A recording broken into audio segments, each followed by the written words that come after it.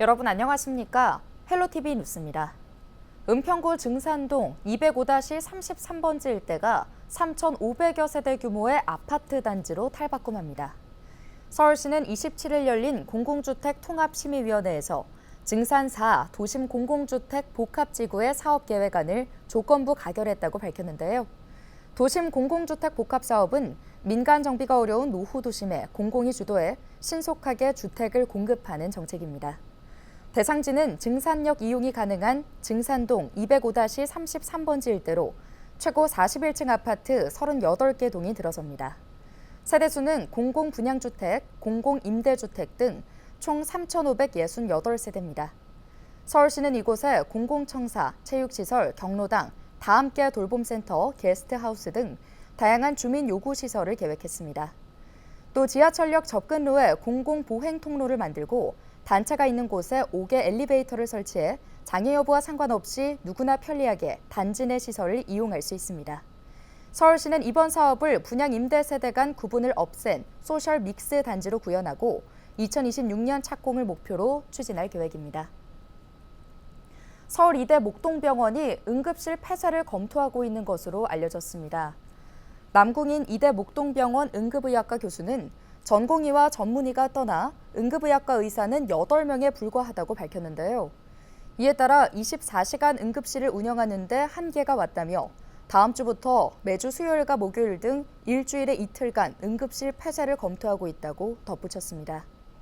이대 목동병원은 서울 서남권을 관할하는 권역응급의료센터로 응급실이 폐쇄되면 시민들의 불편이 적잖이 초래될 것으로 전망됩니다. 서울시의회가 27일 개회식을 열고 16일간의 임시회에 돌입했습니다.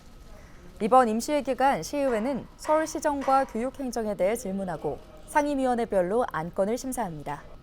28일 열린 시정질문에선 마포 쓰레기 소각장 추가 건설 관련 문제가 제기됐는데요.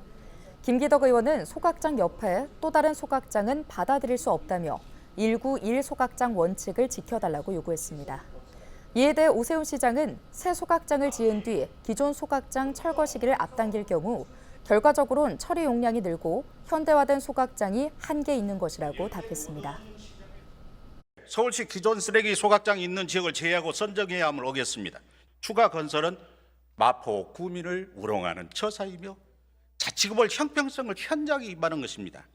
그 철거 시기를 조금만 줄일 수만 있다면 당초에 9년 동안 2개가 병존돼 있던 것을 예를 들어서 5년이고 6년이고 줄일 수 있을 겁니다. 그러면 사실 결과적으로 남는 거는 1,000톤으로 늘어난 한계입니다. 대장홍대선 DMC 환승역 신설을 위해 서울시가 적극 나서달라는 주문도 있었는데요. 김 의원은 은평 등 서울 서부권 주민들의 교통 편의를 위해 DMC 환승역은 반드시 필요하다고 강조했습니다. 이 역의 필요성은 4개 노선 환승도 환승이지만 이제 상암 복합 쇼핑몰, 수색 역색동 개발, 향후 잠재력이 어마어마합니다. 답변에 나선 오 시장은 서부권 주민들이 요구하는 DMC 환승역을 설치할 여건이 되는 것으로 파악했다며 비용 문제가 있지만 긍정적으로 검토하겠다고 했습니다. 시정질문 둘째 날인 29일에는 은평구를 지역구로 둔 이병도 의원들이 광화문광장 국가상징공간 조성, 외국인 가사관리사 시범사업 등에 대해 질문할 예정입니다. 은평구가 경기 침체로 어려움을 겪는 사회적 경제기업의 경영 부담을 완화하기 위해 사회적 경제 활성화 기금 융자 지원 사업을 시행합니다. 올해 사회적 경제 활성화 기금 융자 규모는 6억 원으로 기업당 1억 원까지 지원받을 수 있는데요. 지원 대상은 사회적 기업, 협동조합, 마을기업, 자활기업 등 사회적 경제기업입니다. 금리는 1%로 1년 거치 4년 원금 균등 분할 상환, 또는 2년 거치 3년 원금 균등 분할 상환 조건입니다. 신청은 은평구청 사회적 경제과에서 할 수 있으며 심사를 통해 지원 여부가 결정됩니다.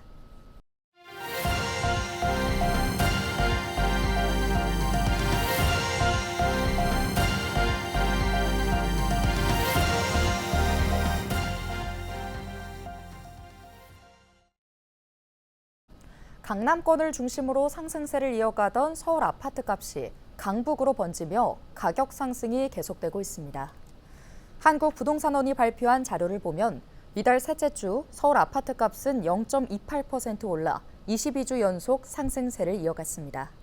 자치구별로는 반포와 잠원을 중심으로 한 서초구가 0.59% 올라 가장 높은 상승률을 보였으며 금호와 행당동을 중심으로 한 성동구도 0.57% 올라 강남 못지않은 상승세를 보였습니다.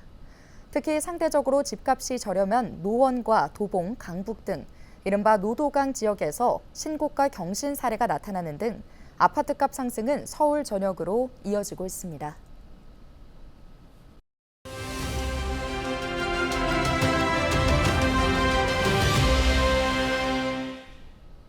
서울 집값이 전고점 가까이 상승한 가운데 수도권 집값 상승이 빠르게 나타나고 있습니다.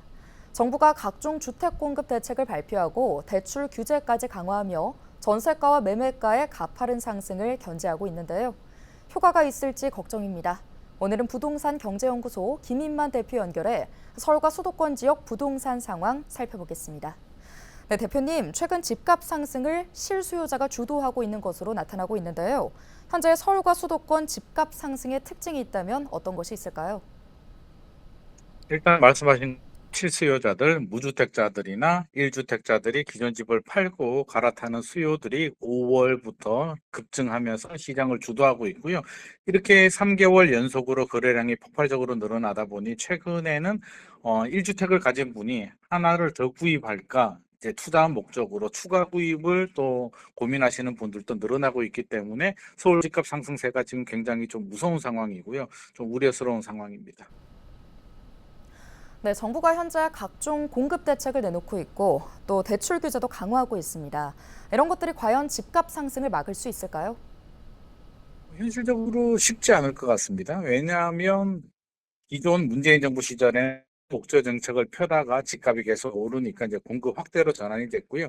윤석열 정부에서는 공급 확대로 집값을 잡겠다라고 해서 지금 임기 절반을 돌아가는 상황에서도 최근에도 88 공급 대책이 나왔는데 여전히 시장의 반응은 좀 그렇게 높지 않습니다. 왜냐하면 장기적으로 공급이 되는 공급 확대 정책보다는 나는 지금 당장 집을 사야 되는데 어떻게 해야 되냐라는 불안한 마음 때문에 집값이 올라가고 있기 때문에 공급 확대 정책으로는 역부족일 것 같고요. 최근에 규제를 좀 강화해서 그 문턱을 높이겠다, 자금줄을 쬐겠다라는 정책으로 전환하고 있는데 이 부분에 대해서는 굉장히 불안을 느끼는 분들이 많이 있는 것 같습니다. 특히 서울 집값 상승을 주도하는 토지거래가 구역에 묶인 분들은 전세 끼고 주택 구입을 못하기 때문에 대출을 받아서 구입을 해야 되는데 이게 대출 문턱이 낮아지게 된다면 상승을 주도하는 서울의 여의도라든지 강남의 핵심 지역들은 상승세가 살짝 꺾일 수도 있을 것 같습니다. 이번 집값 상승은 수도권을 위주로 나타나고 있고 수도권 중에서도 서울과 서울 인접 지역에서 나타나고 있습니다. 양극화가 더 심해지는 걸까요?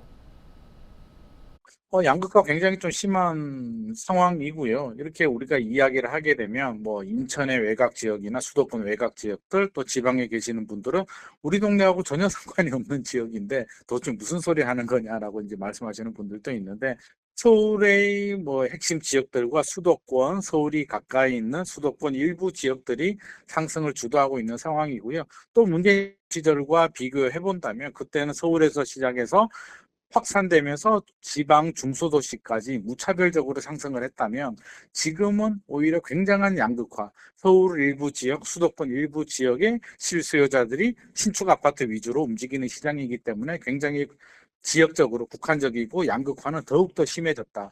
이게 앞으로 더 확산이 될지는 모르겠으나 지금 상황을 본다면 문재인 정부 시절은 집값이 바닥에서 올라가던 상황이었고요. 지금은 거의 오버슈팅 상황에서 전고점을 찾아가는 상황이기 때문에 그렇게 무차별적인 상승은 좀 기대하기는 어려울 것 같습니다. 그렇다면 경쟁력이 있는 지역들, 수요가 몰리는 위주로 양극화 현상은 당분간 더 이어질 것 같습니다.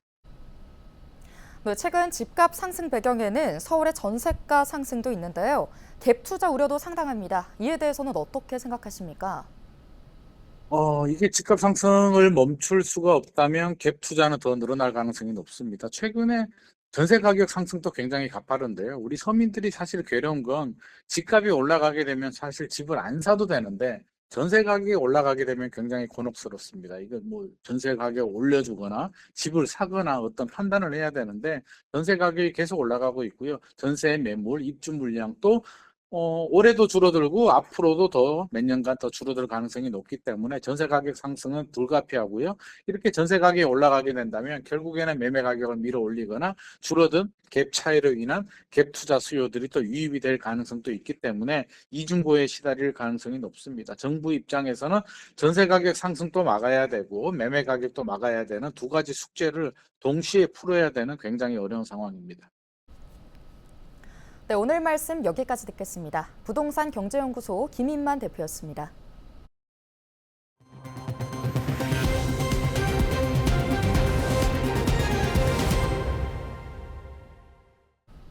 인천 청라아파트 지하주차장에서 발생한 전기차 화재 당시 스프링클러와 연결된 밸브를 임의 조작으로 잠근 관리사무소 야간 근무자가 소방당국에 입건됐습니다. 인천소방본부 특별사법경찰은 소방시설 설치 및 관리에 관한 법률 위반 혐의로 A씨를 입건했습니다. A씨는 지난 1일 인천시 서구 청라동 아파트 지하주차장에서 전기차 화재가 발생했을 당시 솔레노이드 밸브와 연동된 정지 버튼을 눌러 스프링클러 작동을 멈추게 한 혐의를 받고 있습니다. 불이 난 직후 당일 오전 6시 9분쯤 수신기로 화재 신호가 전달됐으나 솔레노이드 밸브가 잠겨 스프링클러에서 소화수는 나오지 않았는데요. 이후 5분여가 지나 밸브 정지 버튼은 해제됐지만 불이 난 구역의 중계기 선로가 고장나면서 스프링클러는 작동하지 않았습니다. 소방당국은 소방 전기 배선 일부가 불로 훼손돼 수신기와 밸브 간 신호 전달이 이뤄지지 않은 것으로 추정하고 있습니다. 현행법상 소방시설을 불법으로 폐쇄하거나 차단할 경우 5년 이하의 징역, 5천만 원 이하의 벌금을 받을 수 있습니다. 소방당국은 A씨가 오작동으로 착각해 정지 버튼을 눌렀을 가능성을 열어두고 수사를 이어갈 방침입니다. 최근 중고등학교와 대학가를 중심으로 딥페이크 성범죄 불안감이 확산하자 교육당국이 긴급 대책 수립에 나섰습니다. 인천시 교육청은 부교육감 주재로 긴급회의를 열고 인천 지역 딥페이크 성범죄 피해 상황을 파악한 뒤 대응책을 마련했다고 밝혔는데요. 딥페이크 성범죄는 SNS 등을 이용해 지인의 사진을 음란물과 합성해 유포하는 행위입니다. 인천의 경우 인터넷 커뮤니티 등에서 중학교 4곳, 고등학교 18곳이 피해 의심 학교로 지목되고 있습니다. 시교육청은 우선 일선 학교 내부망에서 불법 이미지 생성 사이트에 접근할 수 없도록 했습니다. 또 졸업사진 등이 딥페이크 범죄에 악용할 가능성을 막기 위한 조치입니다. 인천 디지털 성범죄 예방 대응센터와 연계한 가칭 딥페이크 피해 신고센터도 설치하기로 했습니다. 교육청은 디지털 성범죄 예방 교육 자료를 일선 학교에 공문으로 발송하고 가정통신문을 통해 학생과 학부모들에게도 안내하도록 했습니다. 인천시가 인천 앞바다에 대규모 해상풍력단지 3곳을 개발합니다. 시는 산업통상자원부에 2024 공공주도 대규모 해상풍력 단지 개발 지원 사업에 최종 선정됐다고 밝혔는데요. 앞서 시는 지난 2022년부터 지난 7월까지 공공주도 해상풍력 적합입지 발굴 조사를 통해 옹진군 덕족도 해상과 베타 경제수역 3.0기가와트 규모의 3개소 입지를 발굴했습니다. 이를 바탕으로 군사훈련 지역과 해상항로, 조업 영향 등을 고려해 4인 가구 기준 144만 가구가 연간 사용할 수 있는 2.0기가와트 규모의 개발을 목표로 단지 개발 사업을 진행할 예정입니다. 대상 해역 2곳은 시가 공모 지침을 마련한 뒤 공모를 통해 사업자를 선정하고 나머지 한 곳은 해역 선점 기업인 한국중부발전과 컨소시엄을 구성해 추진할 계획입니다. 한편 인천 앞바다에는 시가 추진하는 3곳 이외에도 오스테드와 한국남동발전, CNI 레저 등 3곳이 4.5기가와트 규모의 발전 사업 허가를 받아 사업을 추진 중입니다. 오늘 준비한 소식은 여기까지입니다. 함께해 주신 여러분 고맙습니다.